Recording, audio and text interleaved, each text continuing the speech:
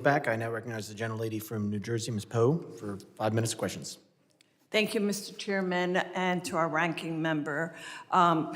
Yes, indeed, we've spoken a great deal and learned many things here today, some of which are still going unanswered, many questions that all of us still have.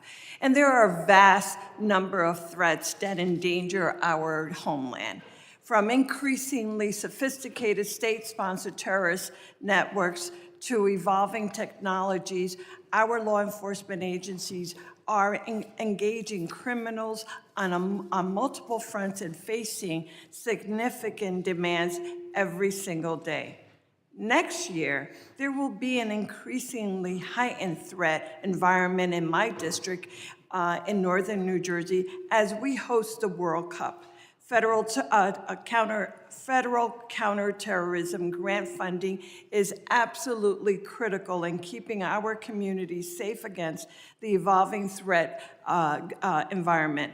This is why I have been so deeply disturbed by the decision of Secretary Noem to freeze, delay, and cut billions of dollars in federal counterterrorism grant funds. In February, her department, DHS, froze billions of dollars in counterterrorism grants that had already been awarded to states and cities. This decision left state and local public safety organizations unable to access critical funding. DHS then ignored legal deadlines for releasing this year's installment of the $1.5 billion for these counterterrorism programs. And when DHS finally released this funding, she abruptly and illegally slashed funding to states with Democratic governors like New Jersey. States and localities have sued in federal court for funding owed by the federal government that was appropriated for them by Congress.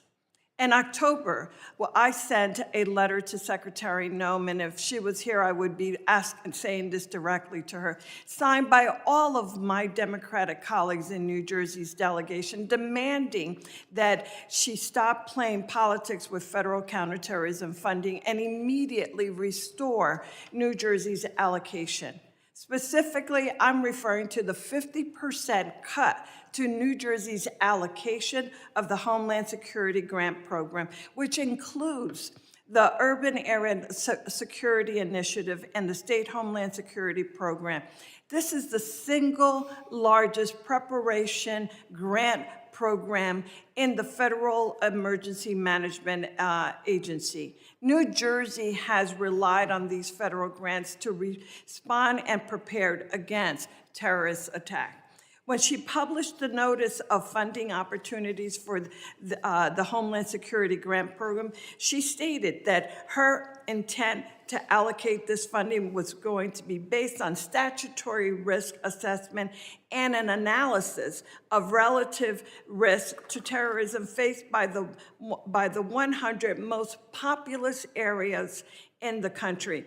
Under this process, New Jersey was preliminarily allocated around $19 million, but DHS final award notification, our state received just $9 million. The final award notification failed to explain why such drastic cuts were made.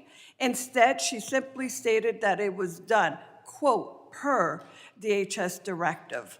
To this day, we have still not received, I have not received a response to my letter. And I absolutely cannot understand and am so incredibly disappointed by the fact that this administration continues to try and attempt to walk all over this body. Congress is Article 1 branch, and we demand that we receive the respect that is due and that she respond to the questions, and that is her responsibility and her job. Mr. Chairman, I yield back. Thank you.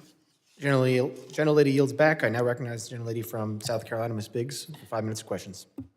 Thank you, Mr. Chairman, and thank you